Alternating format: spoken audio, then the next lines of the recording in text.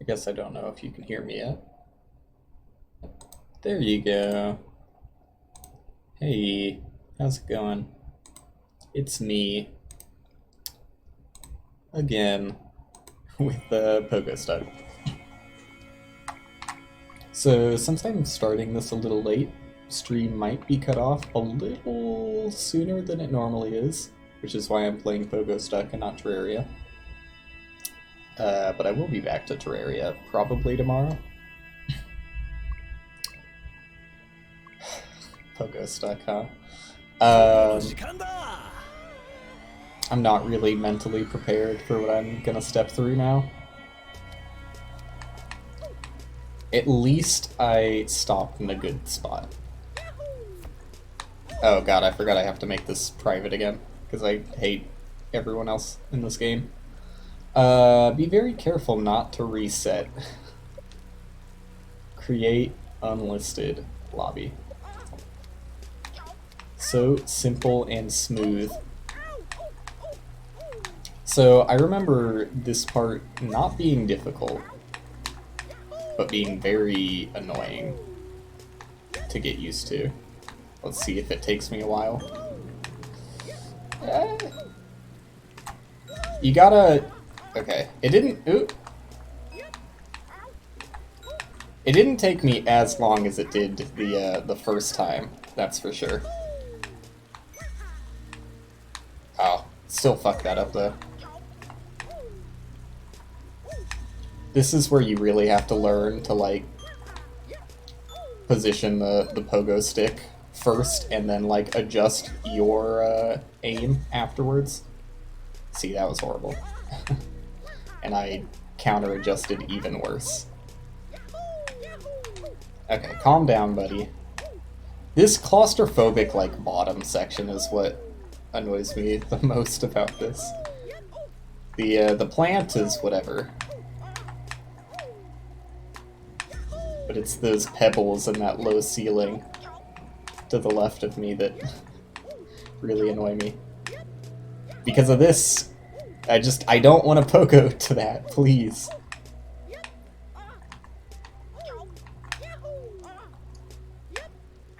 Oh my god, I'm never gonna get the flip. Okay. Not the most graceful, but graceful nonetheless. Let's get some props for that. Okay. I mean, it's a tough section. But there's no risk, so it's not that bad. I guess I did start out by saying it's pretty easy, didn't I? But, like, the section itself isn't that easy. It's mainly the fact that you lose absolutely nothing for your failures that make it stand out as, like, significantly less intimidating. See ya. It's not super surprising.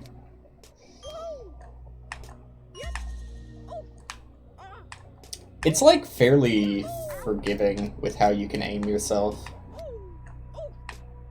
Like, you can, after your, like, pogo is firmly planted, you can aim yourself, like, straight against the grain. Like, here's the grain of the plant. You can aim yourself against that, and you'll still kind of, like, gracefully slide over it. If that... I'm not even sure. I can... Yeah, okay, that probably came through on the webcam decently well. Wasn't really paying attention. See, like, look, it just kind of nudges you out. It's not that unforgiving. Like, that time I did get bonked, but that was a fairly aggressive, like, angle. So, not surprising. The pogo stick is much more upset about the angle that you're, like, standing on, instead of the angle you're headed towards. If the angle you're standing on is even, like, slightly askew, you get knocked off. But you can aim yourself like straight into an object and just kind of slide past it. Unless it's like, it has to be right when you jump. Like if you are traveling for a period of time and then hit your head, you're gonna bonk. It's like half a second after you make the jump that it gives you forgiveness.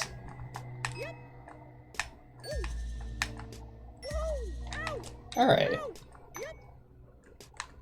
This is a fairly fun section to do once you get the hang of it.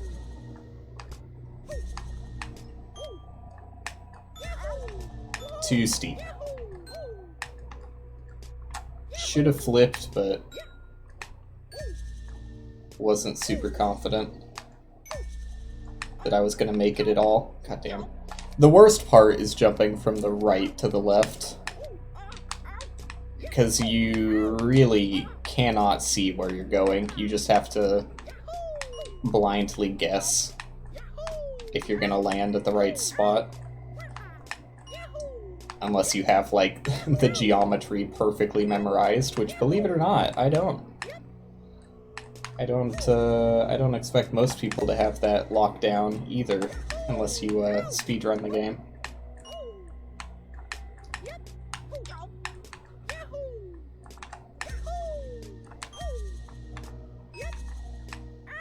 I tried to turn, but that was a foolish endeavor.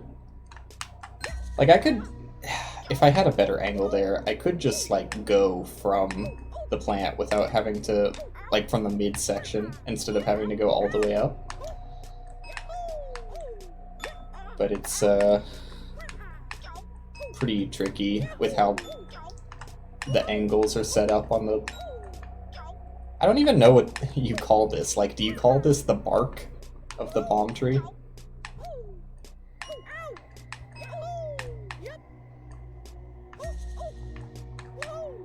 Like, saying palm fronds doesn't really elicit the image of this part of the tree. But they are kind of frond-like, not gonna lie. Do be looking kind of frondish.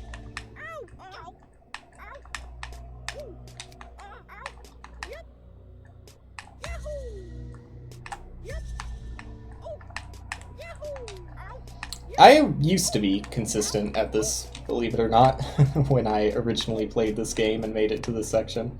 I was stuck here for a very long time. And then I finally, it just like clicked, and I could do the tree section somewhat consistently. I'm definitely better than I was the very first time I showed up here. But, like, there's just no accounting for that. Like, you need to have your pogo stick in a good position to, like, jump up from.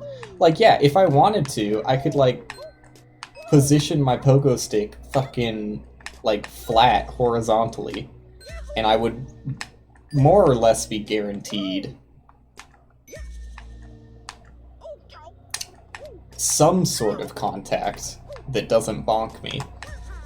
But it does not matter at all if you can't get a good jump from that. Like, what do I benefit from if I, like, stick myself perfectly flat against the bark of the other tree? I don't really count that as a success if I still don't make any progress from there. So I feel like I have to be stubborn in my pogo positioning, even if it seems silly.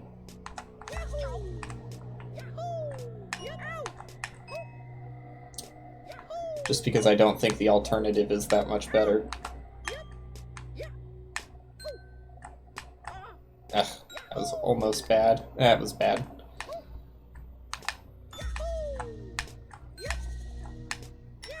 See, it's tricky. You have to find the balance. I clearly have not. There we go. Like, it's tough for me to say what you do from here. Do you jump onto the right one and then... Yeah, that worked out pretty...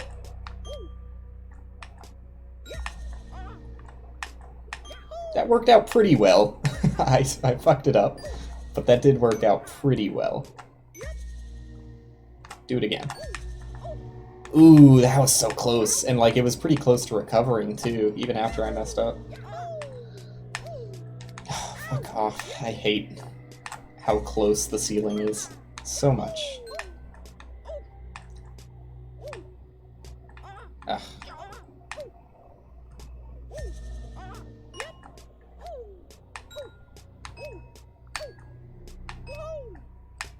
Ta-da! Okay. Feels good when you get it. That wasn't... that wasn't as far as a bounce as I have been getting. That was a weird jump. Did not take me where I expected it to at all, and these are like a series of very bad jumps. Nice.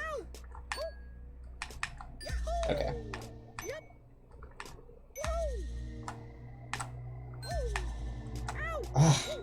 Ooh, okay. We've made it again.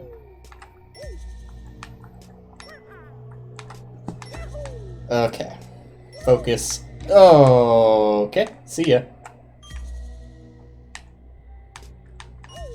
Ooh! Damn it. Still fucked it. It's better to just go back up. I had my controller raised and everything. I was at peak gamer energy, and it still wasn't enough. Damn it. I hate it when you can't even recover from that. Like, normally a bounce sends you like that, where at least you get, like, kind of a chance at recovery. Just because of the angle. How the tree kind of, like, bends out wider.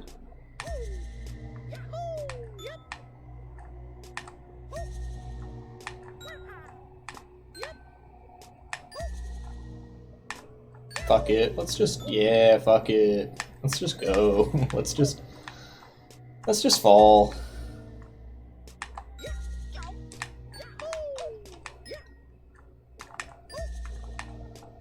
The part after this is what scares me the most, though. Because it, starts to have consequences for failing again.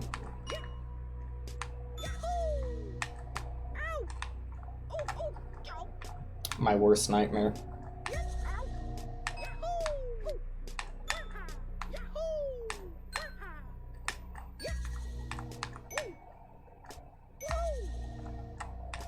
After playing Lion King, though, I'm used to, steep consequences for failure, though. Because that game punished you for doing absolutely everything right. Just RNG. And to be fair, there wasn't that much RNG. I am making a bigger deal out of the RNG than it is actually present. But it was frustrating when it happened, and it happened enough to me that I can make a big deal out of it if I want to. Damn. I think that is what you want to do here, though. Ooh, that was close. You want to get, like, right at the tippy tip, and then bounce backwards, I think? Oh, that would have been it, but I, Ooh, too far, buddy. That was gonna be a tough angle to make. Oops. See ya. See ya again.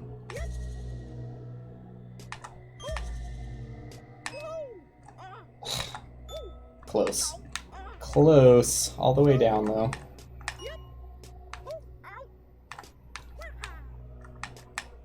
You just can't win.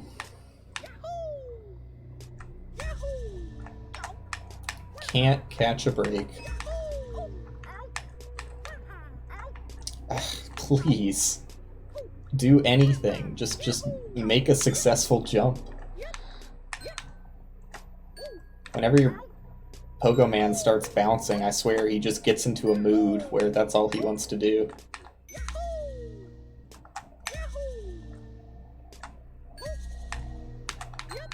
I guess he is always bouncing.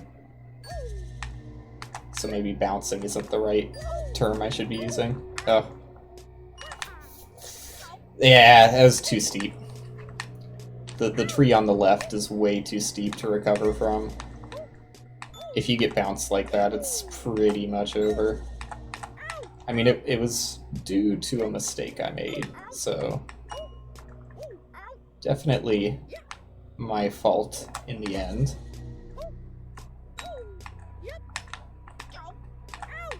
Oh my god.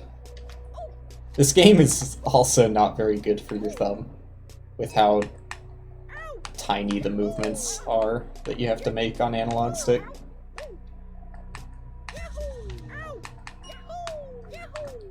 That, like, 1/10 of a degree really does make the difference in this game.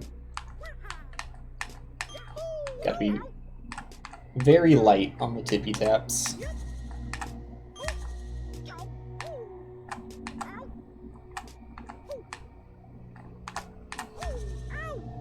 I'm losing sight of the board.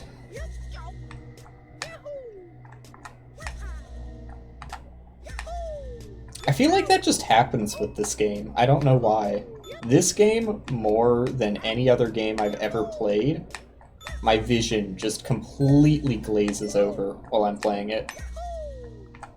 And I stop seeing my little man in the terrain, and I start seeing just the general blobby shapes. This doesn't sound good. This sounds like a medical condition I need to get checked out. But I swear it's just the game. Like, the longer you focus on this slightly shifting center of perspective, it does something to your eyes. Something they were never meant to do, I'm sure.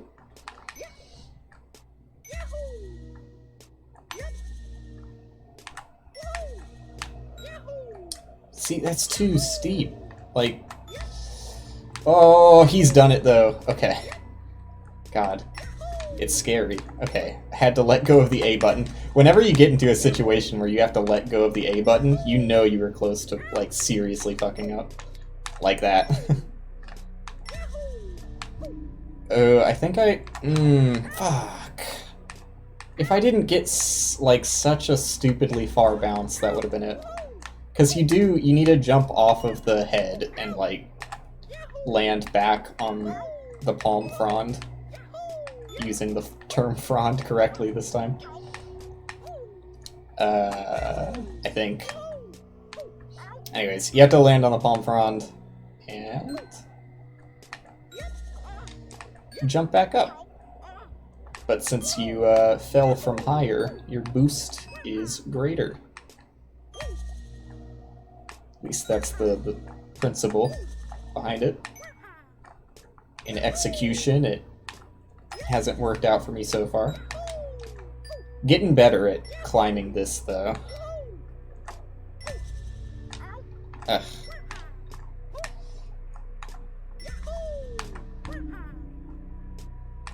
In theory, that's perfect. In theory. Oh god, this is the really scary part, though.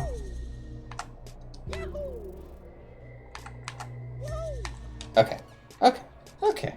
So that was the first section in a long time that had actual consequences to your failure. This is now getting very close to the farthest I have ever made it in this game. I have gone up this mushroom, through the little mushroom corridor, and to a section that I think you just have to, like, wall jump repeatedly. That's, like, my understanding of the next section of the game, but I truly, honestly, don't really know if what I was doing there is correct.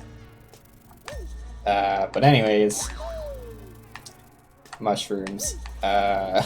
Mushrooms are very scary, because as I stated before, in the last time I streamed this, which I guess I should restate since it has been, like... it has been, a couple weeks, at least, since I played this. God, that's frightening. Mushrooms emphasize the angle that you are bouncing off of them from to a tremendous degree. So, like, normally, your jump trajectory is determined. I mean, this is the same for mushrooms, but when you jump, your trajectory is determined by the angle of what you are positioned on. Sorry, I'm trying to focus a little bit. Let me get out of this hellhole and see if I can talk afterwards. Okay. In general, your trajectory from a jump is determined by the slope of whatever you're jumping off of and the angle that your pogo stick is, you know, angled towards. That part's self-explanatory. Mushrooms seem to me, really emphasize that angle of the platform you are jumping off of thing. Okay, so this is that's a big fuck you over there, because every single time you see one of these leaderboards, it's a safe spot. That one is just a hole. So I did willingly just jump down there and sadly fall the first time I made it here. Now, if I'm not mistaken, where I go next is up here. And the method of which I do that, oh god, that's horrible, but it worked out, is like this. Ooh, bad. Yeah, just, ooh. Okay. Scary, but so long as you get caught in that wind, you're kind of safe. If you land flat and then angle yourself towards, like, there's a plant in the background that, like, very accurately guides where you should position yourself. So it's not that, like, unforgiving to fail this section. But there are, so that's like the most common way you're gonna mess up this section.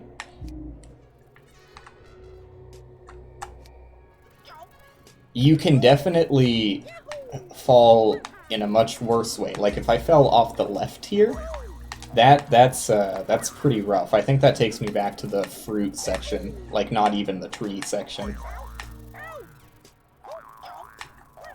So you see, I have to like position myself basically parallel to where I'm landing sometimes to account for the slope of the mushroom.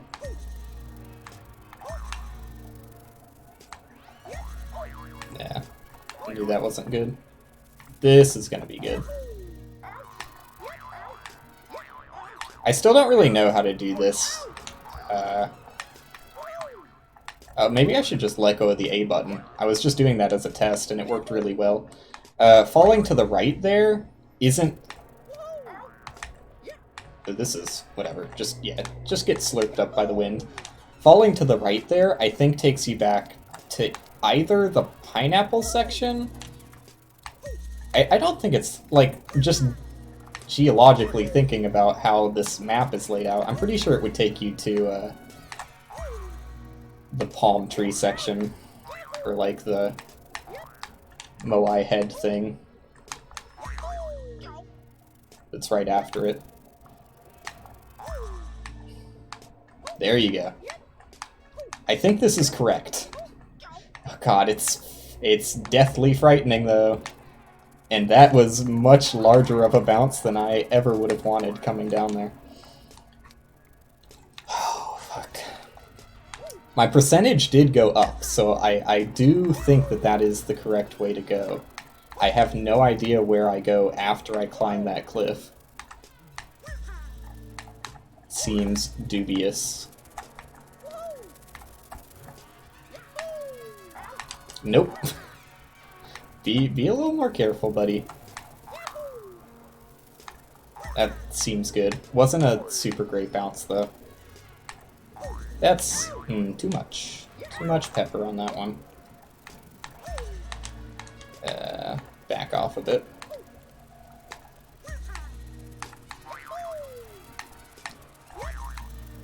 Not enough pepper.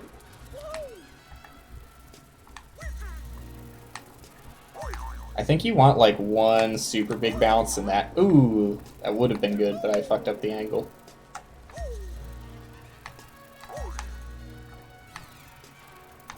I think this will work if I get a good angle. Yeah, that's good enough. Okay, I'm gonna try letting go. Letting go of the A button makes this section less awkward. Yeah, that's not bad. Ugh, I hate that though.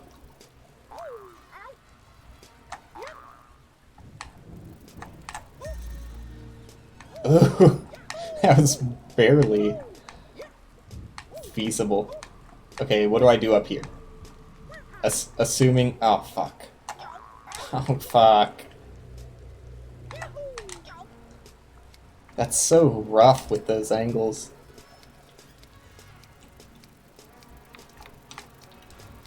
All I hope for is that, like, please tell me, like, the final 30 or 20% is, like, roughly safe, you know?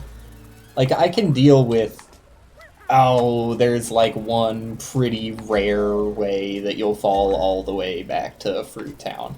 That's similar to the snake in Getting Over It, right? I can handle a snake in this game. What I can't handle is...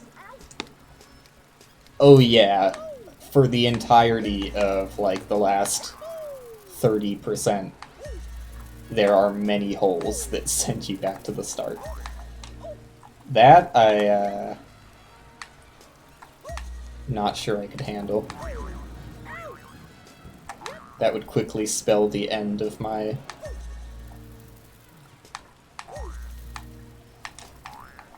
Pogostuck adventure. Sorry. I tried to think of the name. I should know the name of the game I'm playing. I really wanted to say Jump King, but that's not right.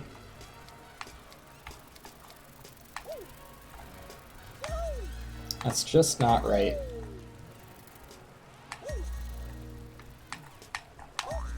Too much of an angle. I was trying to adjust quickly because I had to position my pogo stick kind of diagonally to get a good landing. That's good. Ooh, that was actually very close to being bad, but worked out. Okay, be careful with that, because that could easily send me, oh, back again, back again. I hate how fucking fast I go out there sometimes. It really makes me think one of these days I'm just gonna skyrocket, like, straight over both of these mushrooms. Because the angle definitely looks like it could be possible to do that if you had enough speed. There is not a lot safeguarding you there.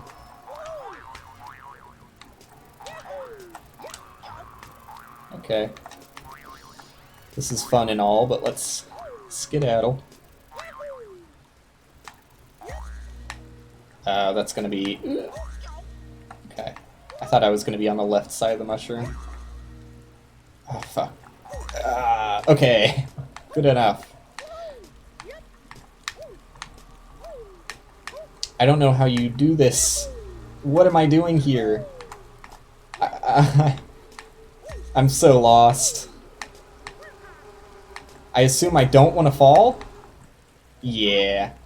Palm tree girls and palm tree guys, etc. Okay, that's not that bad though. Ooh, that was I just saw lightning in real life. It's no good. Either that or our power is flickering, but I don't think it was. I think that was real lightning.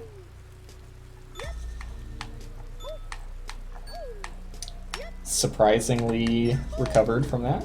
Thought for sure I was just gonna fall, but look at me. I am a legend at the palm tree section. Legendary. Oh, what did I tell you? Don't trust that, yeah. Just take the bonk on that one. Better than the alternative.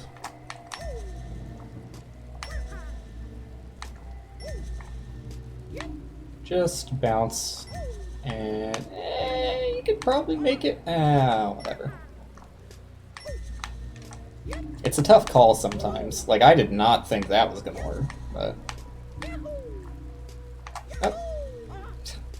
So this is the first time I'm actually having to do this section, since I just kind of one-shot it last time. I don't really remember the methodology. I think you do want to jump off this into the pit.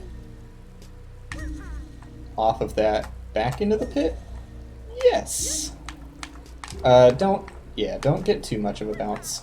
Oh, I would have liked more than that, though. That was scarily close. Okay. We're back. A rainy day.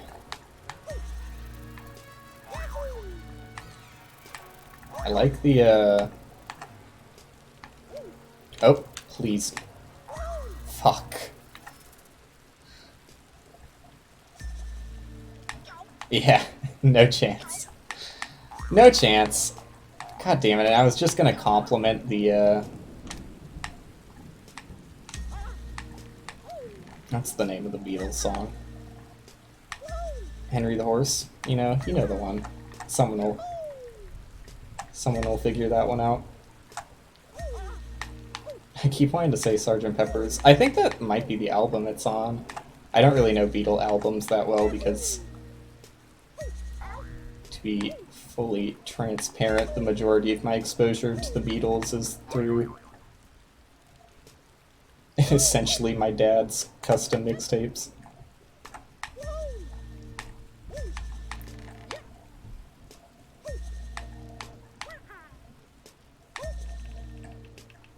I'm still trying to think of the song name. Whatever, I give up. Point is, I fucked up real bad.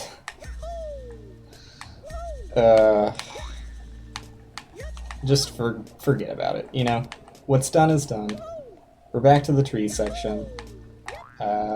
What can we do from here? I'll tell you what we can do. We can keep going until we get back.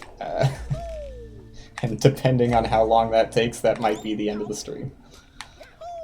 Because it did take me like 3 hours on the last time I was here. But I've got experience now, right? The experience from 2 weeks ago should carry over. Maybe it was longer than 2 weeks. It was a while since I last played.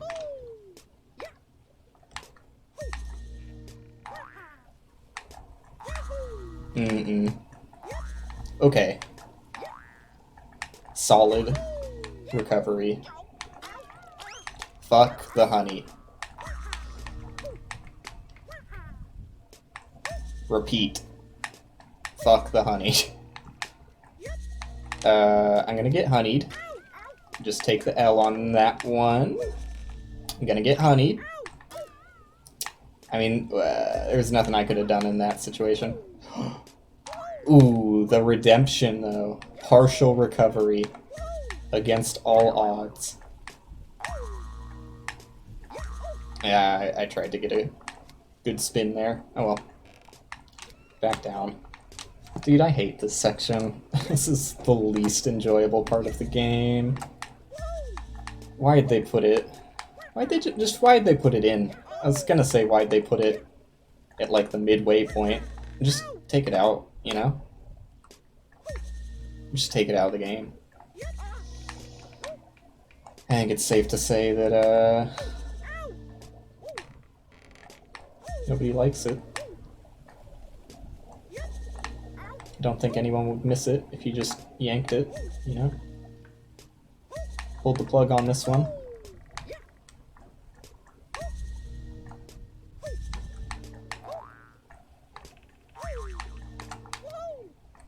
back down. It's fine. Take your time. That's a situation where you should have looked at where you landed and given up on that jump, but we're still kicking.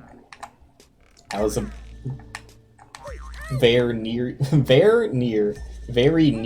to a failure. Near-death situation.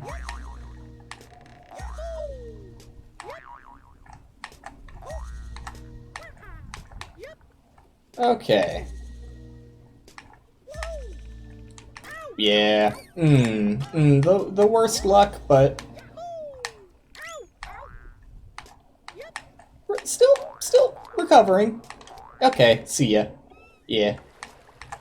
See ya. This game, dude. I mean, what can you say?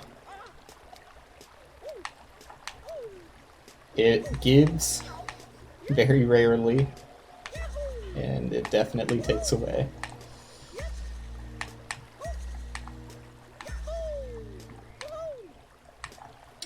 Can't believe I started this out in the palm tree town.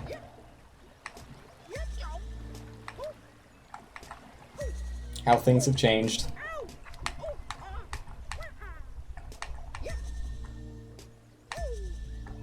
I even made it up to Ladybug Central with relative ease. What happened to me? I'm a wreck. Does this game take its background from your system clock? Like the day-night cycle? So that's kind of neat, if so. I definitely shouldn't have gone for that super speedy bounce, because it very easily could have sent me back down, but I'm a risk taker.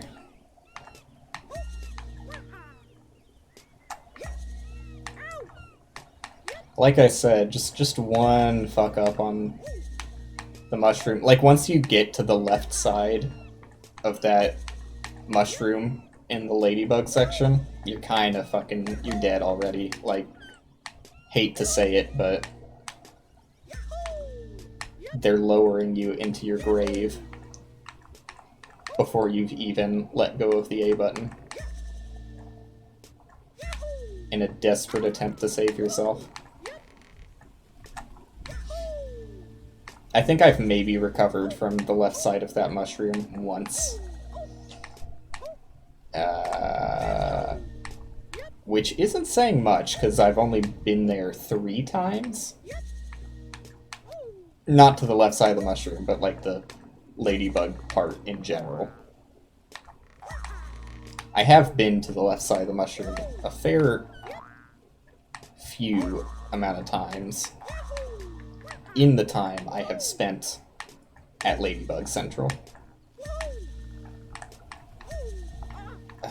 How do I approach this again? Like that? Yeah.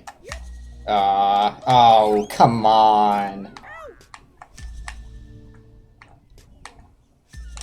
Yeah, just don't take me back to fruit section already. That was like really bad luck.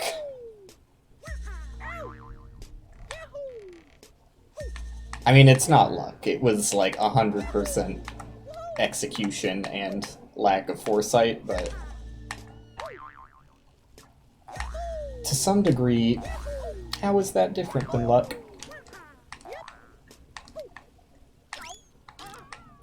You feel me? No? Not at all? Just me? Okay. Yeah, I figured.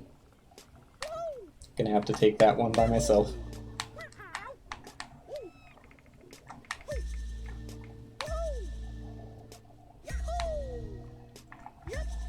But I'm doing decent at the tree. The pineapple section is to be seen, because I really haven't spent that much time there. I just kind of like touched it a couple times, bounced off the ceiling on accident, and sent myself back down.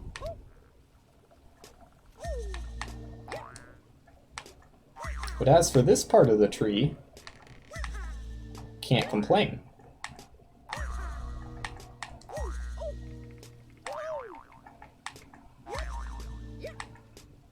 Little close for comfort every time I do that. Also, fuck this section. God damn it, dude. I'm getting the angle, like, slightly wrong every single time. And in, like, a different way each time, because, like, I realized I did it wrong last time, so I'm like, oh, let's adjust it this time, then. And it's still wrong, just in a different way. Each off by, like, a fraction of a degree every single time. Somehow producing completely. See ya. Was that a damage value? I think it was just the stars from bonking, but like when I only got 2 frames of actually seeing them before I fell off screen again, it looked like I had a damage value for hitting my head so hard. I like to imagine that happened.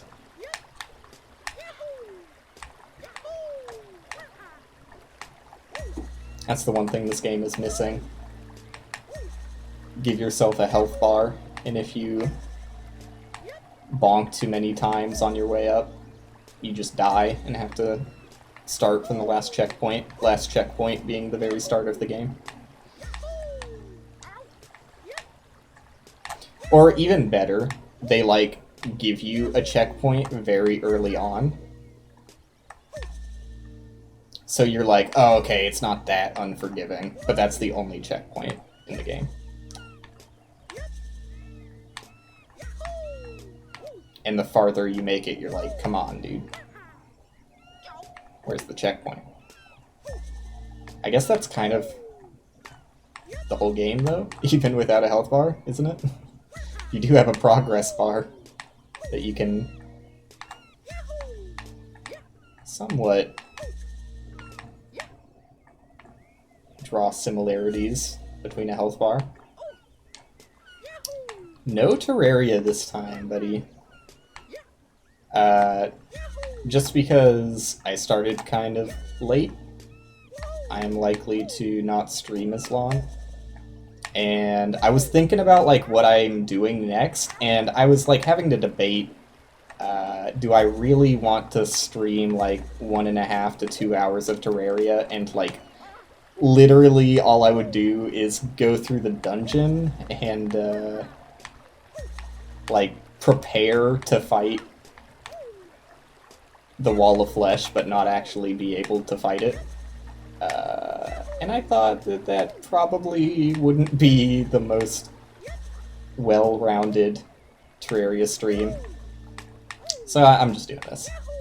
I will go back to Terraria tomorrow, in all likelihood. But hey, haven't seen you chat in a while, at least. How's it going? This game is frustration. To paint things into perspective, you can look at the top left corner of the screen. The first number shows you how far in the game I currently am, and the number to the right of that shows you how far I was in the game a mere 15 minutes ago, before I fell back down to 23%.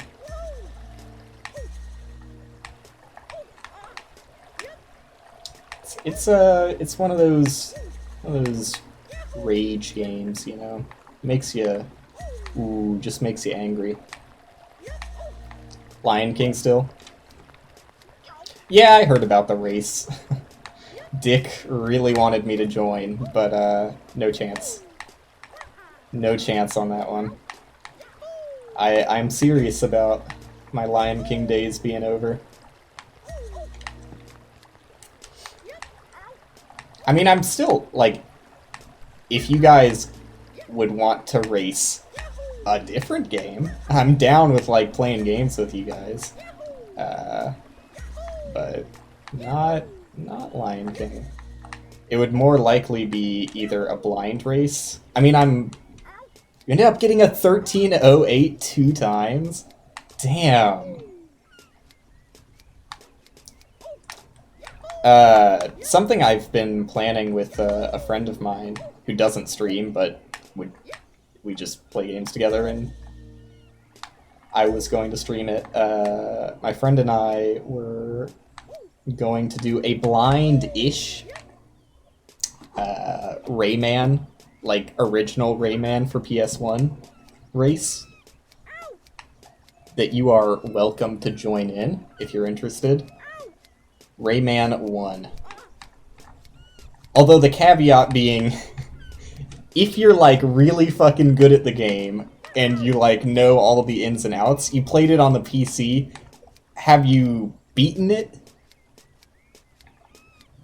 Like, through completion?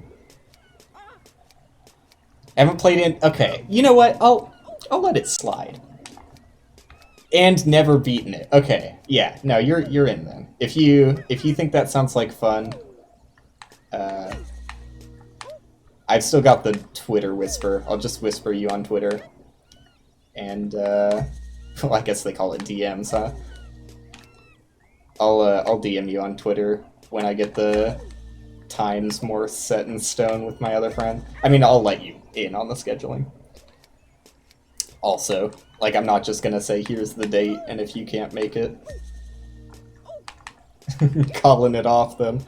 But yeah, I'll let you know when I have any sort of rough idea, because he has been away for the past couple of days, so we haven't gotten a chance to schedule it more firmly. Nice. And maybe I'll get Dick in, but you know what? He's on probation in my mind for trying to push Lion King so goddamn hard. Rayman, I mean, first off, God, but both you and Dick, like, you can play a game fast without having to speedrun it. Like, it's still, you can move on. You don't need to dedicate months of your life to a game. But if you do want to speedrun it, that's fine. Rayman, so it's gonna go horribly. For sure, because the game is tough, obviously. So you said you played it. I'm not sure if you played it more than either my friend Jacob or I has. Do you remember what the, like, death penalty is?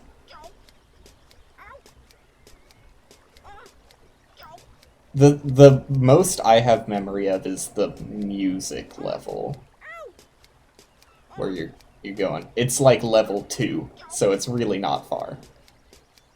Yeah, the music level was really bad, though. But the reason I ask about how punishing deaths are is because if it's, like, super punishing, because I really just have no memory of it, if it's, like, set you back by 30 minutes if you run out of lives, like, how much of a time loss would it be if you ran out of lives? That's the most important factor. There are checkpoints, yeah, but don't they have limited lives? I just want to know if, like, a game over is... They are limited. What happens? Does it just set you back to the beginning of the level without checkpoints, or does it make you restart multiple levels? Think a game over is just game over? You lose, go back to the start? Or... Because that's very important. There is a world hub. I definitely remember you selecting levels. But I'm not sure, because I kind of remember save points, too, unless I'm, like, really going crazy. I would imagine it's back to the start of the level, unless there are save points. And if there are save points... Okay. If it's not that punishing, then we won't use save states. If we go in and, like... find out it will set you back by like 30 minutes or some awful shit, then we can, like, agree to save state at the start of a level. Don't fucking practice, because if you practice, you're out. You are out of here. No practice allowed.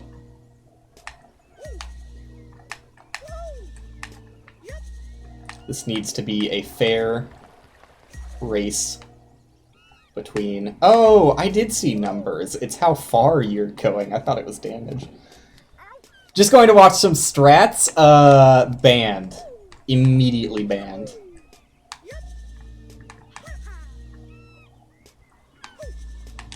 As against the competitive spirit, against people who care enough to show up but don't care enough to put any effort. And that's the kind of competitive spirit I want to inspire. Okay, back to the solid 38% mark. There are, like, rough checkpoints in this game. Like, this area is harder to fall out of than the majority of that fruit section. Because, like, any mistake in that fruit section pretty much sends you back to the bottom of the fruit section. This game makes you sad. It makes me kind of sad, too. It makes me kind of sad, too. Also, apparently, the max I've been is 70%, so I guess I have made it slightly farther in that, just chasm-filled section that I originally fell from.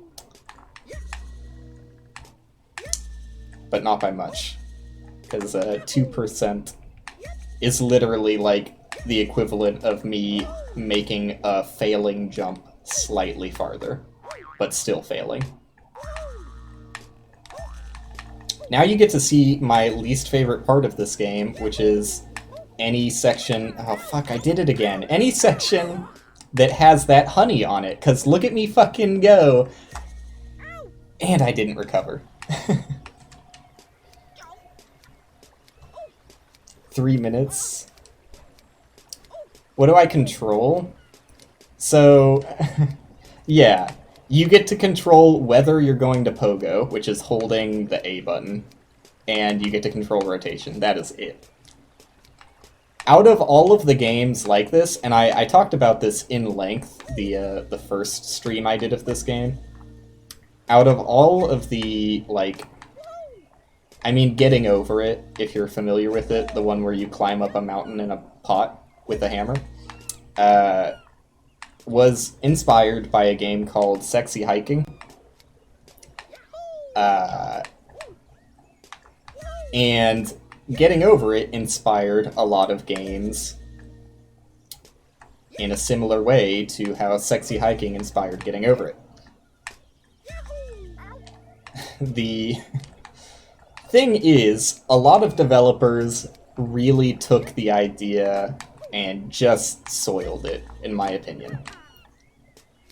And here we go, I'm going into TED Talk mode. TED Talk mode being taking my hand off of my controller in a safe spot, because if I try and talk while I'm playing, I will definitely fall. So, a lot of games that were inspired by Getting Over It really just nailed the frustrating part.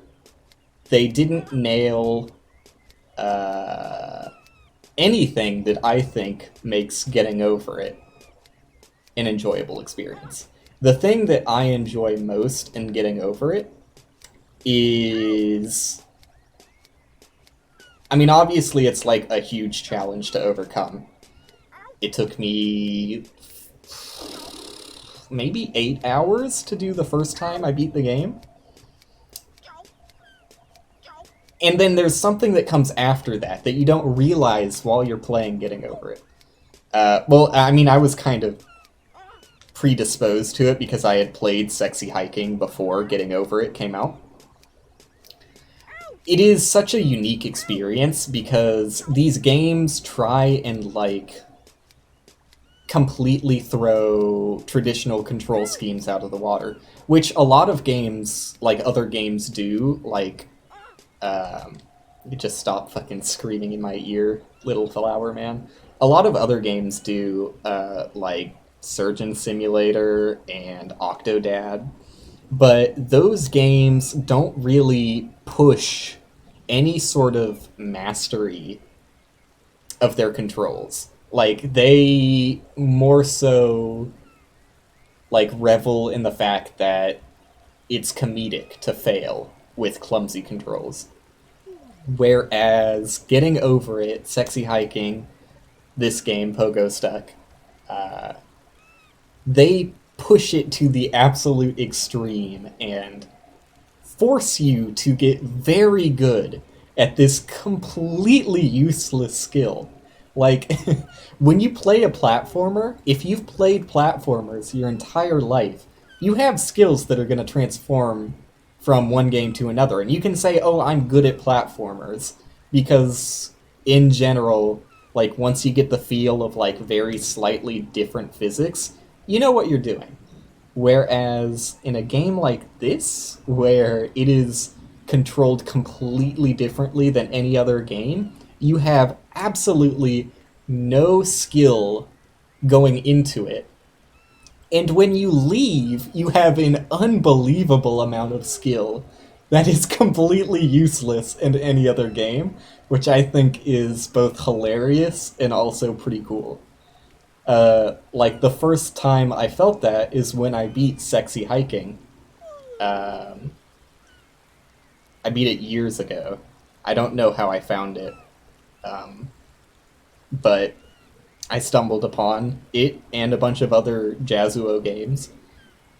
Sexy Hiking definitely standing out amongst the Jazuo collection.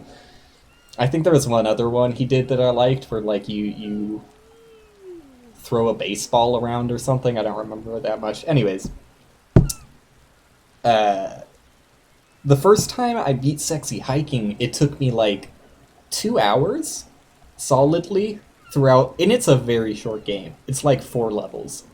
Uh, Immediately after, I think even on my YouTube channel, like my other YouTube channel, my personal YouTube channel, let me see how long it took me to beat.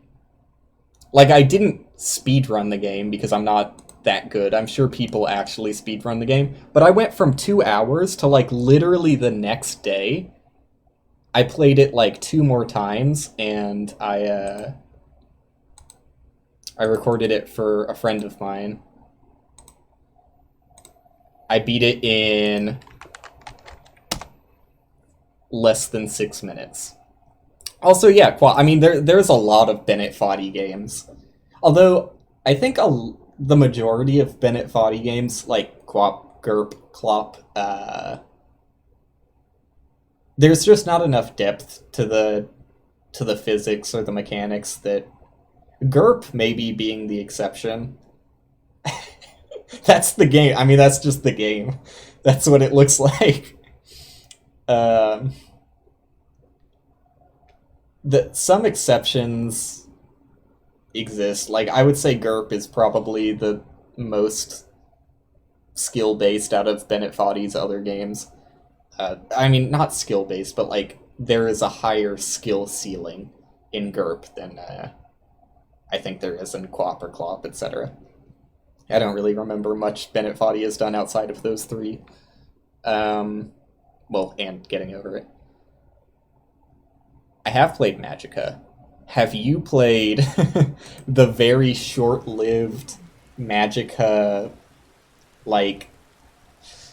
I mean, I usually played the dual mode, but the primary mode of the game was, like, kind of MOBA-esque, but not really, like, you're not following creeps down lanes or anything.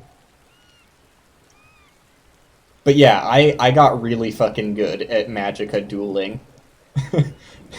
I was a slightly competitive Magica dueler. So I'm super into getting good at completely, like, unique and meaningless control schemes. I am all in on that. Uh, so, back to the original premise, which is, like, that is what I love in these games. And outside of that, there's one super important factor to me that goes from making the game like an enjoyable, challenging experience to it is so miserable I never want to play it. That defining feature is how much can you come back after failing? And out of the examples that I have seen, this is the only game that has been released after getting over it, clearly inspired by getting over it, that actually does recovery correctly. I'll list some examples that don't do it well. The easiest one is a game that came out like literally within a few months of getting over it releasing. Golfing Over It was released. Golfing Over It was maybe the worst experience I have ever had. I mean, you don't have to play it. It's definitely a niche thing. Um, Golfing Over It failed so horribly because whenever you messed up in the game, that was it. You're done. So like the way the control scheme in Golfing Over It works, in case you're not aware, is you could I refunded the game because I hated it so much. But from what I remember, I think you drag downwards with your mouse and it jumps the ball, like you putt the ball, and then in midair you can drag and shoot it again with like a slightly less like effective jump. It's like the arc is smaller, and you can do that as many times as you want, but the arc gets smaller and smaller until it's literally meaningless. I think it like starts to be meaningless at like 3, so I think you can get like 3 good jumps and then that's it. The biggest issue with Golfing Over It though is uh, if you misangle those jumps, there's already pretty much no way you can recover, and B, if at any point your golf ball touches any surface in the game, like any collision whatsoever, you lose all control. Now, when this happens, whether because you ran out of like available jumps you could do, or because you touched a surface, which is very common, obviously, you literally lose control until your ball is completely stationary, which definitely raises the frustration meter of having to sit there completely passively while you just watch your ball lose all the progress you've made after hours. But it misses something. Like, I personally think it's more frustrating when you have control and even though you've done everything you could along the way of the descent, you still fell. I genuinely hate Golfing Over It. Like, maybe it doesn't come off across as that much different from something like Getting Over It or like Pogostuck. Uh, but to me, I don't know, maybe I'm just weird, and I think that the lack of control is like um, way bigger of a deal than it is to most other people.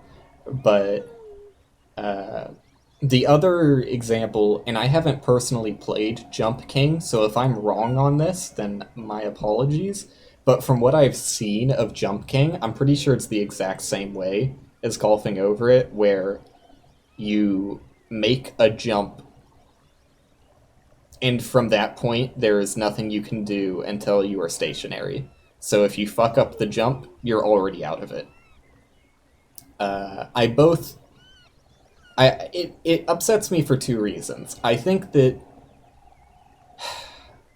biggest thing that like takes me out of it and makes me not want to play the game anymore is whenever the game takes away control from me, I no longer feel like I am responsible. which I know doesn't make sense because in both of those games, the world is entirely static outside of your input, I'm pretty sure. So it's always your fault. But it feels so much less satisfying to fail when there's absolutely nothing you can do to prevent it after you have messed up slightly than it does when you fail in getting over it, but you might have like slightly messed up the angle, but because you reacted quickly enough and you were gentle enough, you swung your hammer in the perfect angle at the perfect speed so that you latch on to the side of the mountain and don't end up falling. Like, that is the perfect moment of these games for me. And they take that perfect moment away when they take away your control after messing up. And I think this game also does it very well, although this game, I think, does it even better than Getting Over It, because the way you recover in this game, since it's on a pogo stick, you get higher jump height depending on how far you have fallen. So in order to recover in this game, you literally do make it to like the lowest point. And there's like the most tense second in like history whenever you've fallen from thousands of feet. You land on your pogo stick, and you know that if you get the perfect angle, you can soar straight back up to where you were. But if you don't, the position you landed on, that's your new baseline. Like, you fucked up. That's where you're living your life now. So I don't know why I'm strangely passionate about these games, but I think that this game does it really well, and that's the only reason I'm still here playing it. That being said, there are some things that this game, in my opinion, does not do well, and I will get to that subject as soon as I fall and make my way back to the safe zone.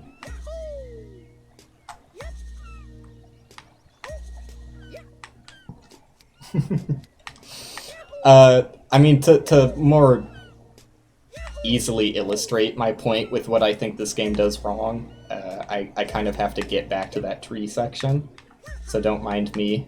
I'm just gonna head on over there real quick. That was a bad jump. This game also just, like, straight up controls really well. Like, there's no issues I have with the controls. So here's the thing I hate about this game. It's literally this one surface. That slip on the banana peel comic sound effect. Yeah, that's my least favorite part of this game. This, like, yellow slime that, I mean, I have to imagine is honey or, like, tree sap. But, like, for some reason it's slippery instead of being sticky, like everything in your brain would tell you it is. Anyways. That is maybe my least favorite part of the game, because, similar to Golfing Over It and Jump King, whenever you touch that surface, the game pretty much takes away control from your character. It is just completely random what angle you're going to be rotated at. And you have literally no time to, like, account for that. I mean, yeah. Never mind, sure. I'll let you never mind that one away if you want.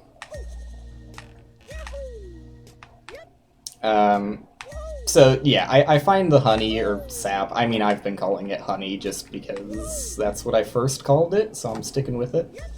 Even though it really makes more sense as tree sap. Even though it still doesn't make sense because that shit's sticky. It is the most frustrating part of this game for me. And there's literally only maybe... Let's see, there's 5. I think no, there's 6, but the 6th one doesn't really matter. In my 70% experience with the game, there are only 6 surfaces in the game that have this honey on it, and 5 of them are in this tree. There is a fall safety net, but the part that really matters is the part that I failed, like, right as you came in.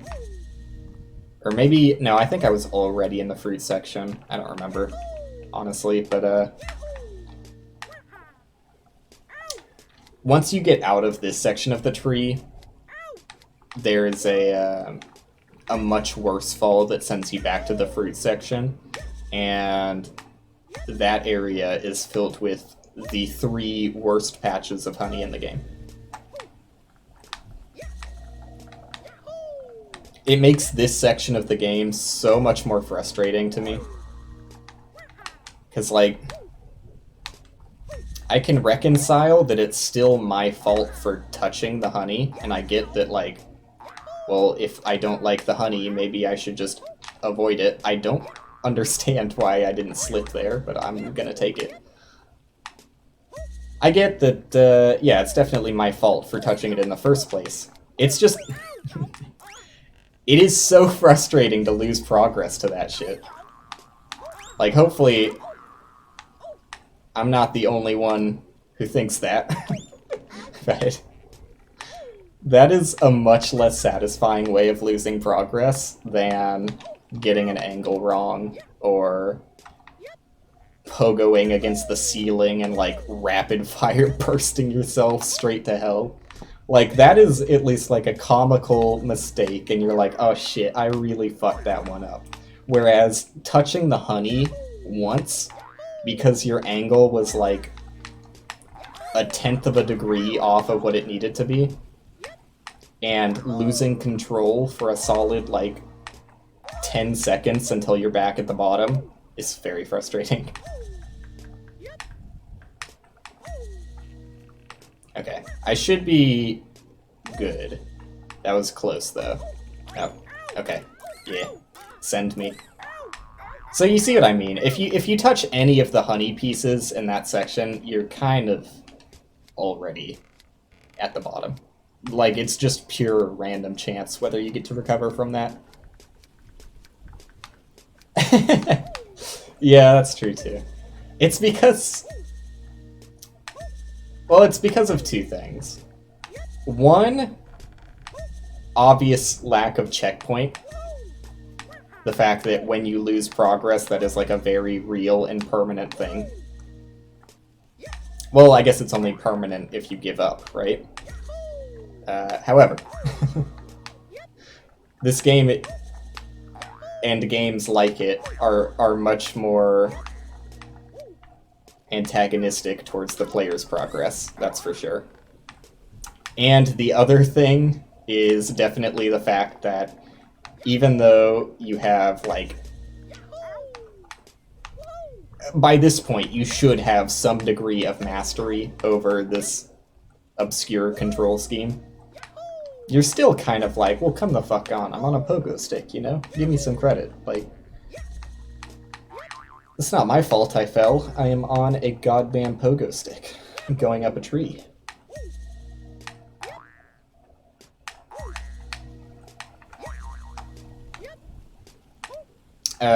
Did not get a spin. So the other thing I haven't mentioned about the controls, but I'm sure you've probably noticed, is the fact that if you do a spin, you charge up your pogo stick and get a bigger bounce. That is maybe, like, the second most frustrating thing for me, is when I feel like I have definitely done a full spin and it doesn't give me the super bounce. Though that happens very rarely, and usually when it happens, it's not too big of a deal. Unless I, like, overcommit on a jump that I shouldn't have made in the first place.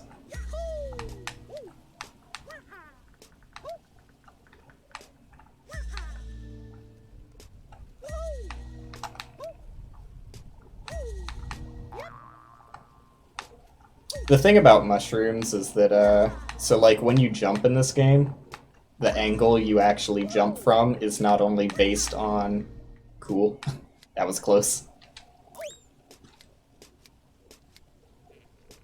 Nah. Yeah, it's the spinning. That one was really close. When you jump, the angle you come off on, and I mean it's like basic physics that I'm sure just feels natural just by watching, but the angle that you jump from is based off of not only the angle your pogo is positioned, but it also accurately takes some angular momentum from the angle of the platform you're jumping off of. I mean, not angular momentum because the platform isn't moving, but it was a similar enough term to what I wanted that you can probably make the connection for whatever the correct term is. Mushrooms just emphasize the angle of the platform so that it gives you more boost than the angle of your pogo.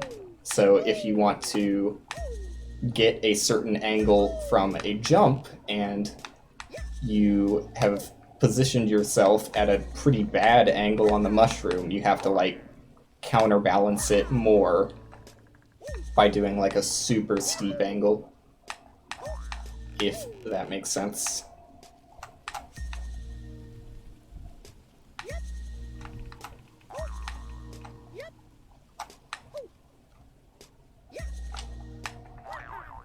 But I really like the like advanced tech you get the more you play this game, and like learning to rotate slightly like off of where you actually want to jump from, just because you want your pogo stick to land at a certain part of the platform, and then like rotating yourself to adjust to where you actually want to jump, and like the half second you have after you have landed feels very nice. Yeah, it's super natural when you actually play the game. It just feels right. They got the controls really nice for a game that is supposed to control awkwardly. I mean, it's like awkward compared to conventional controls, that's for sure, but like it in its own confined world, it's pretty comfortable.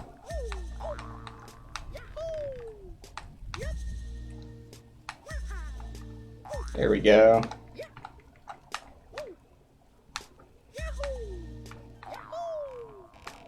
Most of the time I'm playing the game, I'm holding the A button too, which, okay. I'm getting, like, very lucky and unlucky at the same time. This trash is on Steam.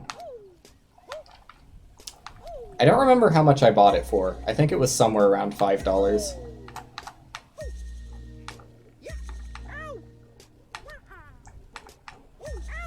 Oh, and how could I neglect to mention that... I'll do this for a second. Oh, if you make that purchase, we're in for a good time, because have I mentioned the game is multiplayer? What? What? The game is multiplayer? That's right.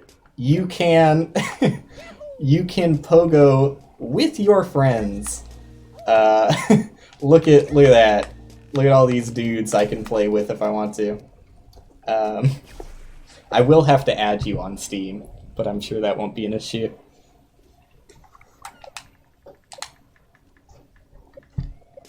But yeah. It's not like...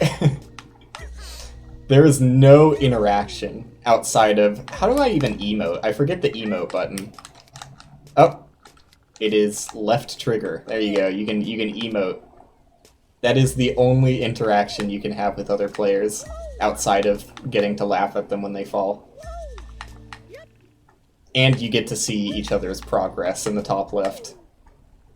And make fun of them when they fall, even when they're not on your screen.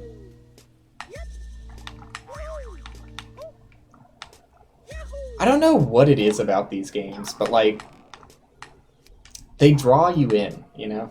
You think you're gonna hate it, but then you find something in it. No worries. You just find something along the way, and you realize that, like, this whole time, there's been an empty hole in your heart, and you never even knew it? And this game fills that void? But it's actually an abusive lover that makes you feel miserable every now and then? But for some reason, who knows why, you decide to come back to it. Until it's done. Until it's done. Cause like, you can't climb 70% up a mountain and not finish it. Oop, down I go. Down I go. I didn't even try and recover from that one because it's literally impossible to recover from falling down the tree, I'm pretty sure. There is, and it doesn't happen that often, but there is a hard cap on how high you can jump. So if you do fall more than that hard cap, you will not be able to recover. At least not fully. You can do a partial recover, but I could use a little break by coming down to the fruit section again.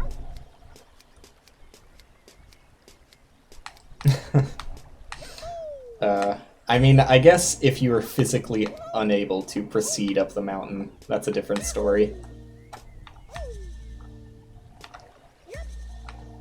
But so far, I remain physically able. This game may destroy my thumb, depending on how long I play it, but I haven't reached that point yet.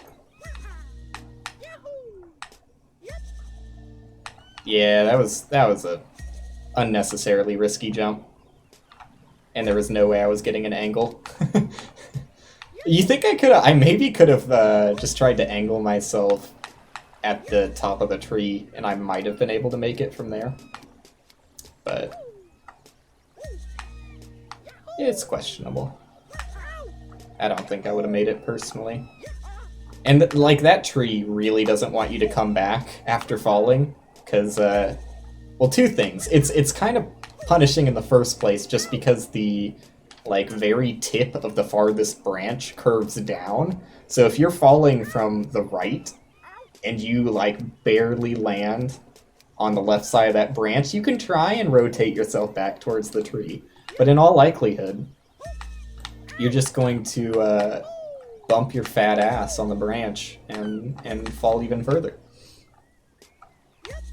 And the other reason the tree does not want you to climb it is because, I mean, it still has to do with the curvature of that branch, but if you try and recover from falling from the tree, because it's curved like a big hook, getting the perfect angle to, like, shoot right around the hook, but close enough to the edge that you actually make it far enough forwards that you're not going to immediately fall off is not an easy task.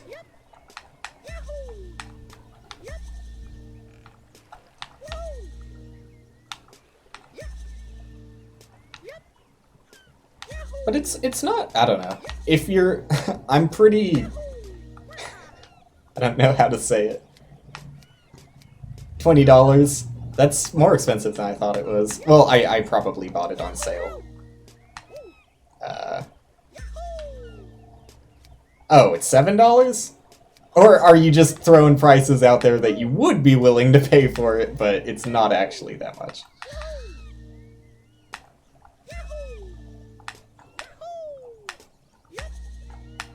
Oh, fuck. It's $7. Okay, that's closer to what I thought it was. I mean, I don't know. It's fun. It's fun if you're, to put it lightly and slightly offensively, but that's kind of part of the joke. If you are mentally sound, it's fun. But you have to... Warning! Warning! This game is not for those that are unsatisfied with their life if you are not in a sound position, you can very easily get sucked up in the headspace that this is all that matters, and if you can't do this, you can't do anything. I've met people who were there. It's a steep slope to climb out of.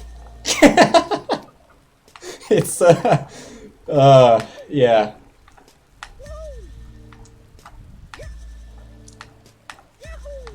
Yeah, that warning. It's a rough one to get by. If you are close to the edge, in and around the lake, this might be a more frustrating experience for you.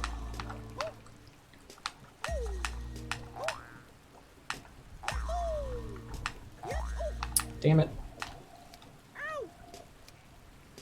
No, the rain is actually new since the first time I played this game, where I got 70% in. It is just... I'm not sure, I haven't decided yet. Like, decided, as if it would change if I decided differently. I haven't discovered yet if it is random or if it happens when you fall. Similar to how in Getting Over It, when you fall, Bennett Foddy says, "You were so close, but you really fucked that one up," and then plays music. I think it's somewhat similar to that.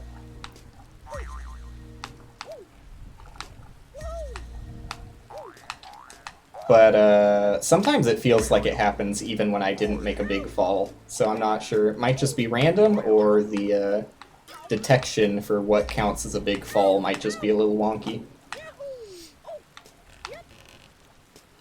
There also seems to be a new day and night cycle since I last played it, and I think that is based on your system clock.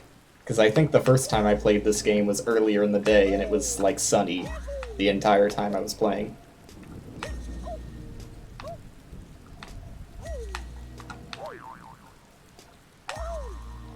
So you can see in real time how much time you're wasting playing this game.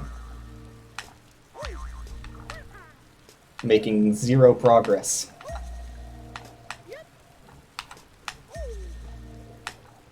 For some sort of sense of accomplishment at the end, maybe.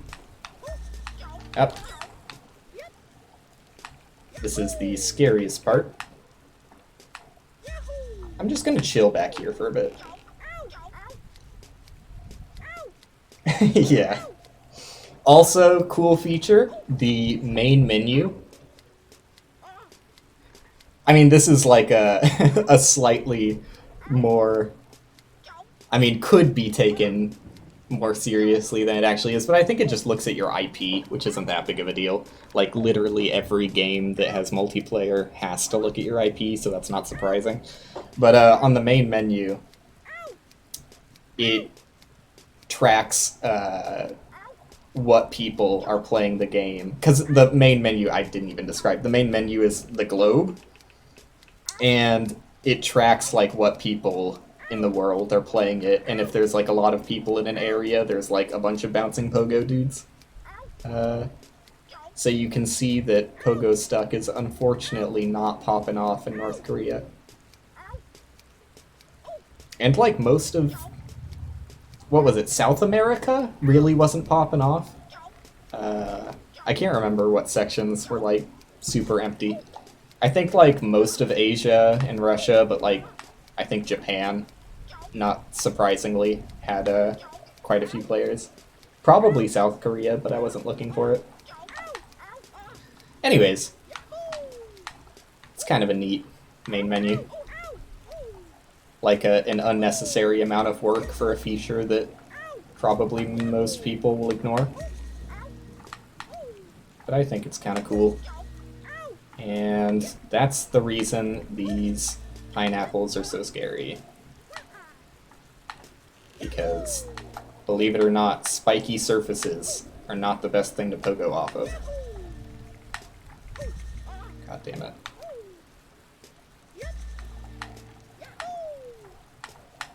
And it's like right next to the honey too, you know? It's just the It's the natural disaster of this game. The perfect storm. Jumping off of spiky platforms and one small mistake sending you plummeting through honey all the way back to the bottom of the tree. And sometimes back to the bottom of the fruits, depending on how unlucky you are. And that is the real reason the honey is so bad. It's not just that the honey mechanic is bad, it's that that specific section has like the perfect positioning to never let you recover in that section. And not being able to recover, as I've gone over extensively, is not super fun to me.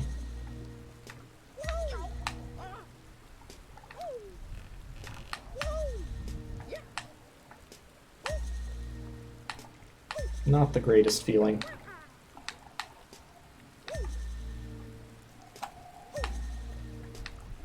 It's also definitely not the best game for looking at chat, but at least there's like relatively often like tiny little safe spots, not like checkpoints. Like there's very few tangible checkpoints. But there are a decent amount of little cubbies that you can tuck your body into safely. Damn it.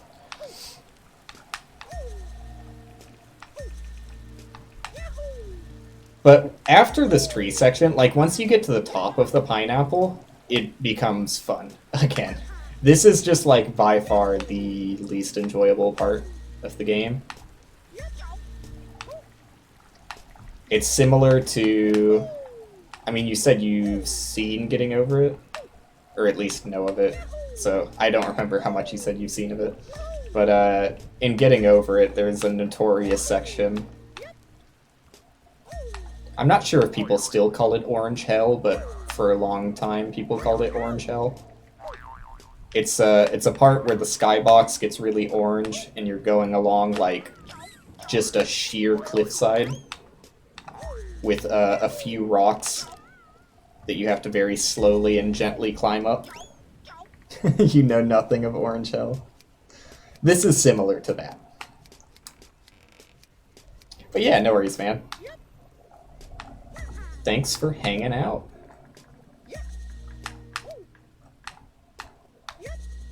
And re-inspiring my TED Talk mode. Yeah. I'll let you know as soon as I hear about Rayman updates for my friend.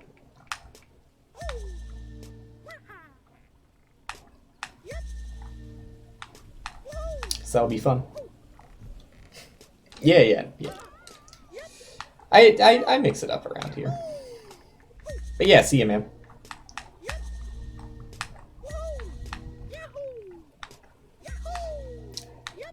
Back on my solo journey through hell. But I mean, this is a very solo experience, you know? It really is just me and the mountain. Mountain being a much more metaphorical take than it is in Getting Over It.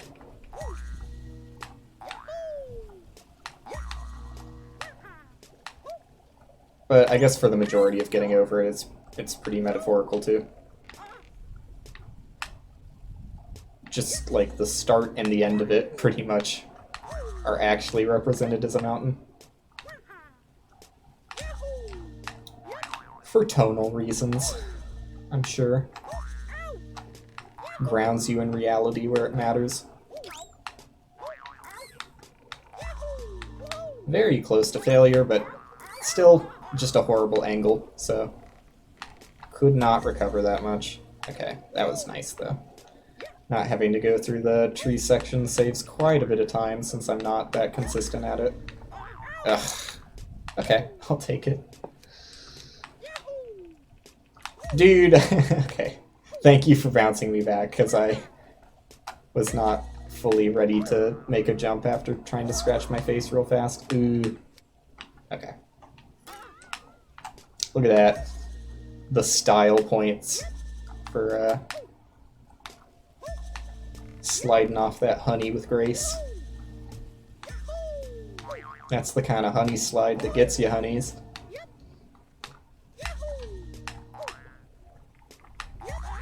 Oof. Okay. It's not that unforgiving, honestly. Like, if you get a decent landing on that branch, you can pretty commonly bounce back from it.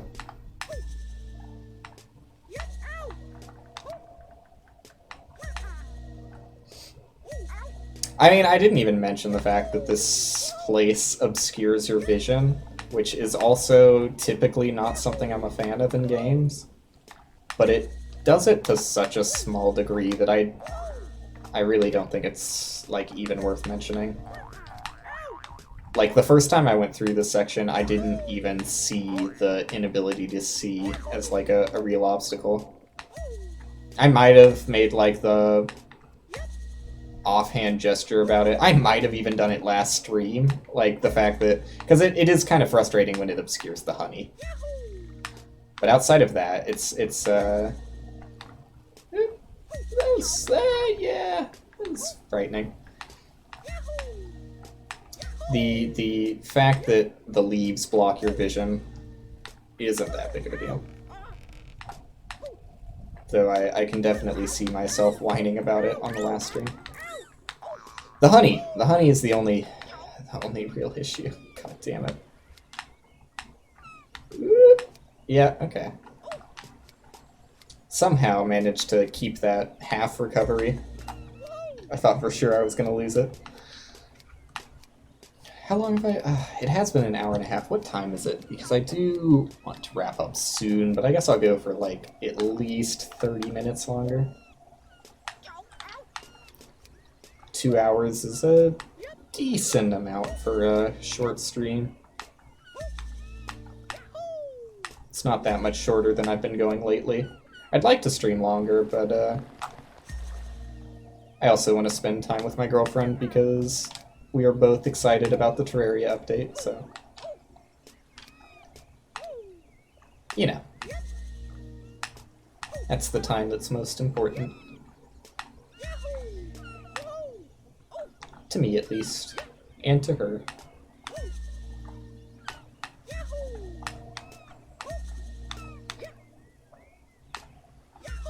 But I'm sure I'll stream... Oop, see, that's the worst case scenario. If you fall over the left side of that stem, you are done.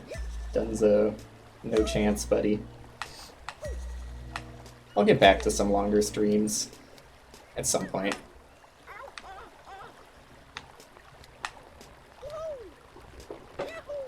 Terraria's been a little rough too, and I don't want to seem like upset by it because I knew it would happen. So it's not surprising, and it is no one's fault but my own. And I'm not even really upset by it. It's just hard for it not to affect the stream, which kind of sucks. I wish I could have more control over like how I perceive it, but it's not that much I can do about that. Other than try and keep up a good head. Is Terraria streams, obviously not bringing in anybody to say hi. Which sounds very sad. Sounds very sad. But I'm not actually that beat up by it, really. I don't take it as a sign that I'm doing anything wrong. So I really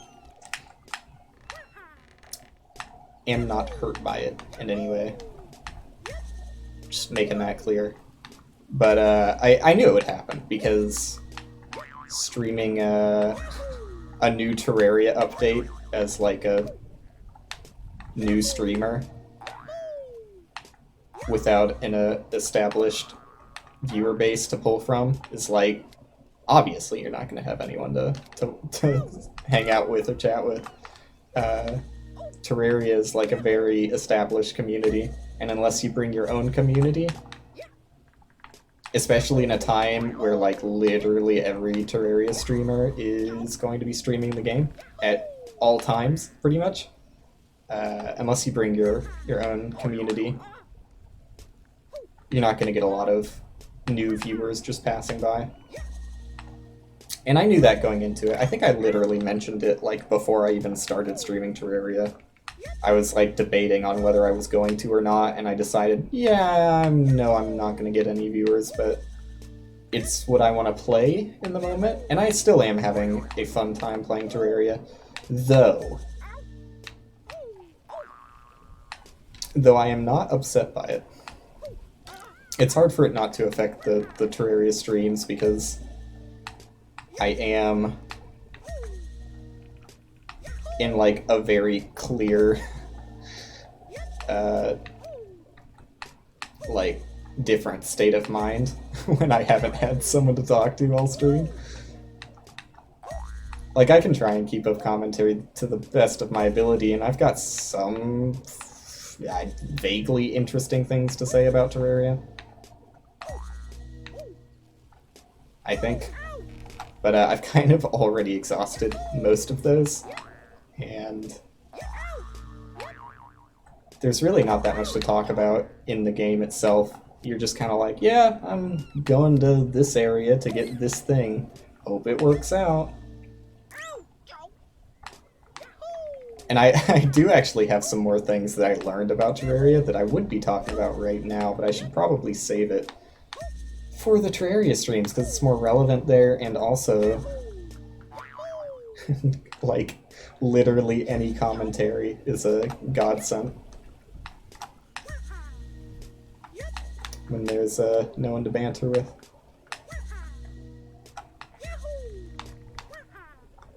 I probably also could have arranged to play it multiplayer, which would have helped out.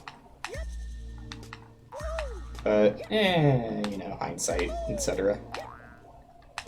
I'm just kind of taking it on the chin, and I'm gonna roll with it till Terraria's done. It's fine with me. I'm still enjoying the game.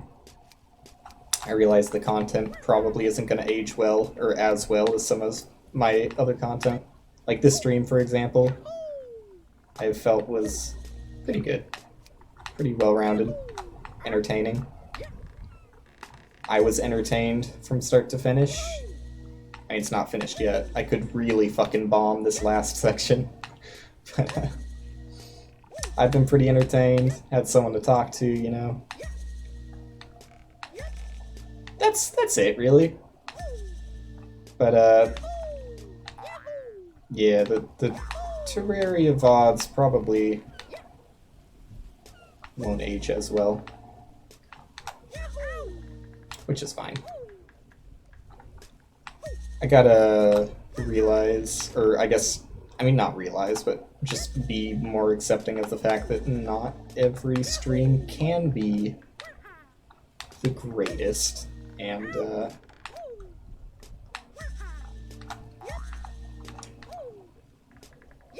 be more okay with that. Damn it.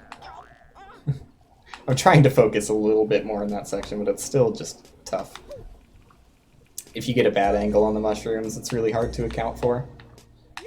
It's even worse when you try and, like, let go of the A button. Especially, I think on mushrooms, especially, like, outside of that section where you're completely surrounded by mushrooms, letting go of the A button is generally a bad idea, because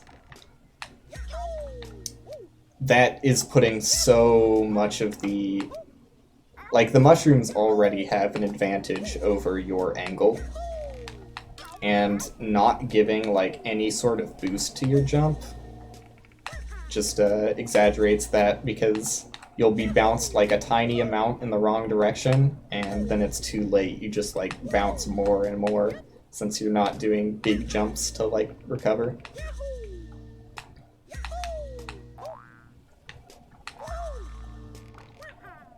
But by bringing it up, like, I don't want to...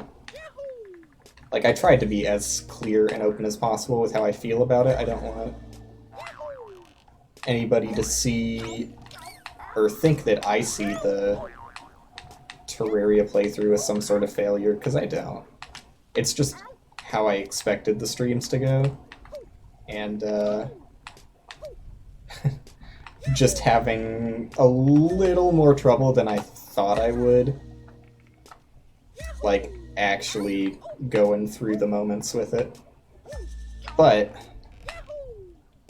it's not actually, like, truly upsetting to me. The only thing that I'm slightly upset by is that I feel like the content could be better. Like, my content, like my commentary could be better. So I'll try and improve that. Like, hopefully, I think the first Terraria stream was, like, pretty good, just because I had a lot to say on the first stream. But obviously, the more you stream a game, the harder it is to come up with new things to say about it, when not too much is changing from moment to moment. But I could probably still do better.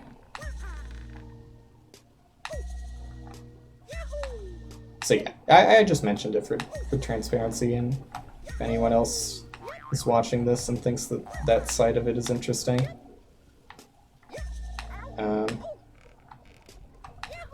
Or notice that there was like a clear difference in atmosphere when I'm streaming Terraria versus like this stream.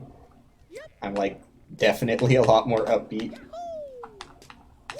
That's why.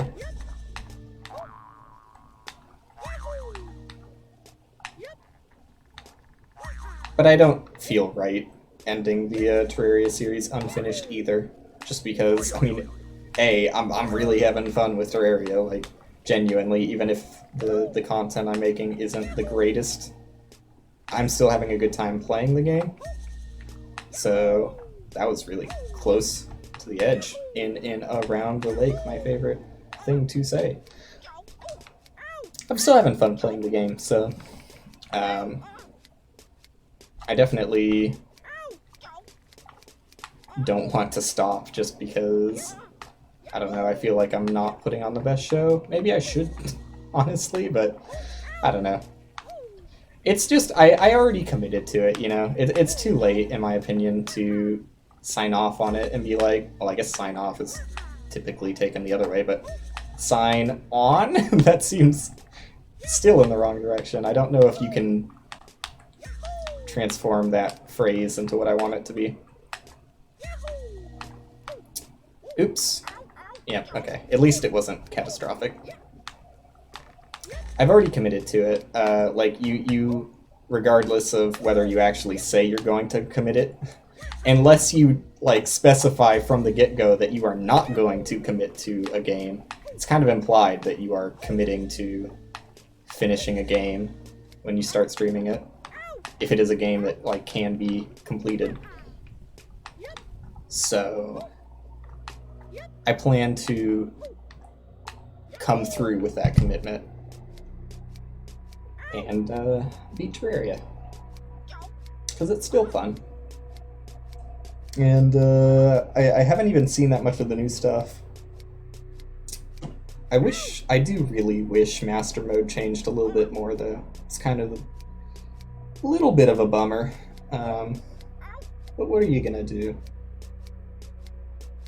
There's so many things I want to say because I learned some things about Master Mode, but like I'll save that for tomorrow. I play Terraria, assuming I stream tomorrow, which is likely. I feel like there was something else to say. I'm not done with this, by the way. I just want to take a break now that I'm at the top of the pineapple, because the next part is really scary.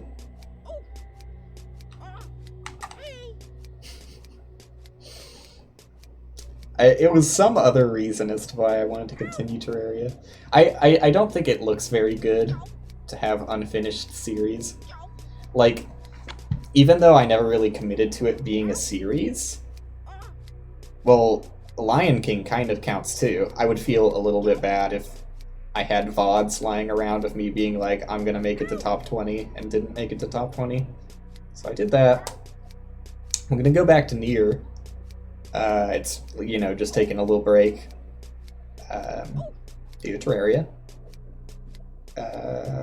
What else? I played a one-off of Monolith, and I made a playlist for it on my YouTube. I might go back to Monolith. I do like that game. I suck so bad at it now, though. I used to be, like, not really good, but I used to be good at Monolith. So it's kind of hard to get back into, seeing how, like, how obviously I've regressed.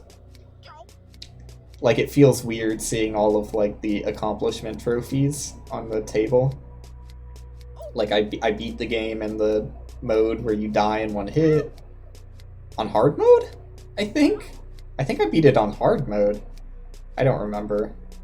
I did some hard shit in that game. And all of that skill is gone because it was like 2 years, maybe 3 years ago. Yeah. I do plan... It's gonna be hard. Like, it's still really fucking tough. I do plan on getting Skeleton, like the achievement for... I can't believe, like, I haven't really talked about it since that stream, but I am, like, so incredibly embarrassed that I just beat the game as Skeleton when the achievement is to reach master level. What's it called? Ultra? I mean, you get your Ultra mutation, but I forget what the master level is called. It's probably just called Ultra, whatever. Max level. Who cares? Level 10. Damn. And I have done another stream since the one where I won the game. But I died on, like, the first level of the loop. Or, like, very shortly after looping. I think it was the second level. And there was a... I had shitty weapons. And... could not overcome one of the elite IDPD. Does look like a little fun game. Yeah, I'm just like terrified of doing the next section, so I've just been sitting babbling for like 10 or 15 minutes. Because this next section is like a very big make it or break it moment. If you do the next section successfully, you have like a very solid checkpoint. And I can kind of like rest easy for like an hour worth of progress. At least it'll probably take me an hour before I make progress. No, I can fucking babble for ages. I was just talking about the fact that on my Terraria streams, it's not the best. But, if I'm good at anything, I can definitely endlessly rant about bullshit. I was just talking about my fucking failures. I was talking about, incomplete things that I plan on coming back to. I do plan on going back to finishing Nier. I do plan on going back and getting Skeleton, the Ultra Mutation, in Nuclear Throne. Not Lion King World Record. Believe it or not, that was never something I committed to. I did make jokes about it a couple of times, but as far as I'm aware, we haven't gotten to the point in society where jokes are taken as a written contract. We're no longer touching? What fucking happened? No way. Did you PB? Don't tell me you PB'd. I swear to God, if someone got in between us, that'll make me pissed, because there's only 2 seconds off. This dickhead PB'd, I guarantee it. Lion King Speedrun.com. Any percent easy. Holy shit. He's done it. PB'd. Wow. Still not sub 14. That's gotta be upsetting. But, damn. Still. You got the PB. There's absolutely no chance I'm returning to Lion King. You keep telling me I'm going to. I am not going to. I am done with Lion King. Or at the very least, it's gonna be at least a fucking year. Like, maybe year, 2 years, 3 years. Within years, I might revisit it for like one stream, and that'll be it. But I'm not committing multiple streams in a row to Lion King again.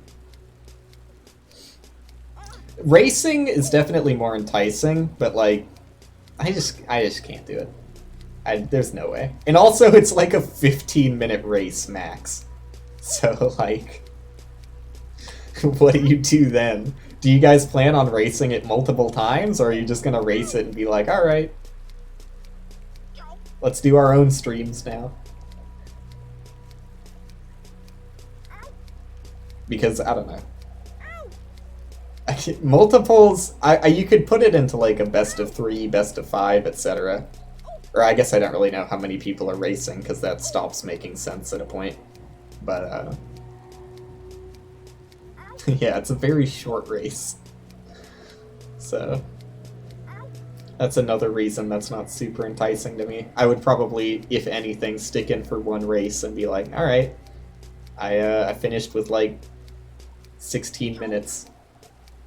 Last place. See ya. Yeah, definitely not returning to Lion King anytime soon. And when I return, it will not be a real return. I will probably name the stream The King Returns at long last or something, just because that's a very funny joke and I'm very funny. But it's never returning in full force.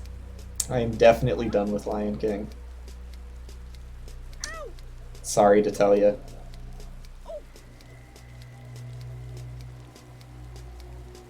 I will not return.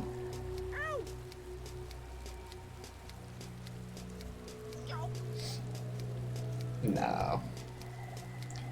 I told Insomnimatic, who was here like minutes ago before you showed up,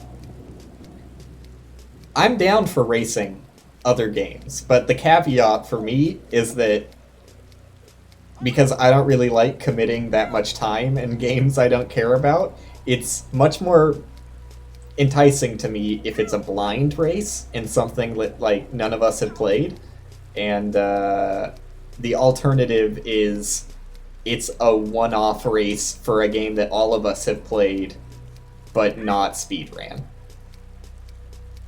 Yeah, you say it's only 15 minutes, but it's also 15 minutes I don't want to be a part of. I'm also like super down to do Link to the Past randomizer races, but that actually takes a lot of effort from you guys. Pinocchio? Are you calling me a liar, or are you saying a SNES game? Aladdin? I've played the Aladdin game. If Insomnimatic has, that would be a fair race. Like, I played it once, I haven't speedran it. But yeah, we were organizing, because I was organizing with a friend before I literally met either of you two, because I hadn't played The Lion King yet. A friend of mine, Jacob, the Australian, he and I were going to race a rematch, because like maybe a year ago we raced Rayman, the original Rayman, for PS1 and a few other systems, but we played it on the PS1 emulator. We raced that and did not get far before both of us gave up. So if you have minimal experience in the original Rayman game, you are also invited to that race. Insomnimatic is probably going to join, he said. He at least was interested. So we don't have dates worked out yet, though. You don't think you have any experience? Perfect. I mean, if you want to be like perfectly fair, just play like up until the second level, and then we'll wait for a year and a half, and then you'll be at the same experience we are. Definitely, you need to have that year and a half of rust period. So I'll get back to you in a year and a half. In all honesty, we don't have any of the dates or times worked out, so I will let you know. Do you have a Twitter? If you do, send me a private message. And that's the easiest way I can get back to you. If not, then just, I don't know, I'll whisper you on Twitch. You never got a Twitter? Okay, I'll whisper you on Twitch then. Because that's the most convenient. Alright, let's fucking... let's move on from this shit. Let's progress. And you are not wrong. There is a leaderboard. The very next leaderboard they show you is not a safe spot. Let's see if I can make it back. Actually, no, wait, I think there's one more. No, I don't think there is a leaderboard in between there. I don't really remember. So this is the scariest part, because one tiny mistake and I fall off the left here. There's, like, borderline no recovery from that failure.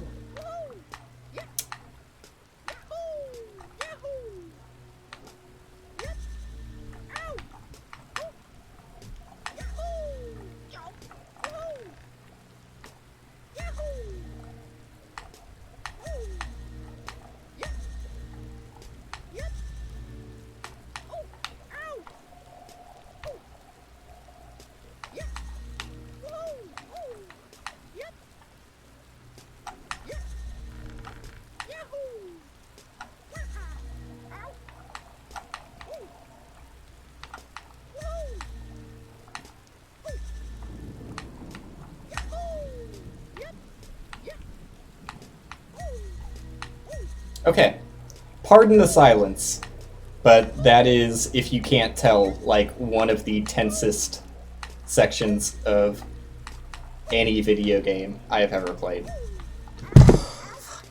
It, like, actually takes a lot out of you doing that section.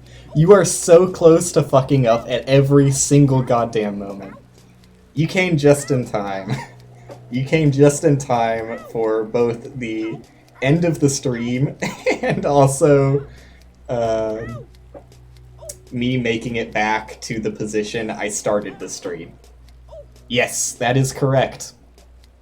This is where I started the stream. Because you weren't here, Dick. You don't know. You don't know that I started the stream here and within 30 minutes fell back to, you see at the top left, I'm at 53% through the game. Within the first 30 minutes, I fell back to 20%. And the past hour and a half has been me making it back to this point. So here I am, back where we started, let's go. It was twice as fast as the first time I streamed the game, like 2 weeks ago. I spent all 3 hours, I think it was like roughly 3 hours of playing this game to get to this point. So hour and a half? Not that bad. It's pretty good. I like that number. It's twice as fast. Good improvement. Do it twice as fast again, go. Instead, I'm gonna bank my progress here as much as you can bank anything in this game. And next time, I'm gonna try not to fall back to 20%, but likely fall back to 20% anyways, and then I'll do it in 45 minutes. So you're gonna have to look forward to that one, Dick. But yeah, that's gonna do it for now. That was a fun stream. I like this one. Had a good time. So, yeah, thanks you guys for hanging around. Thanks Insomnimatic, who was talking for like the first hour. That was nice. And till next time. See you then.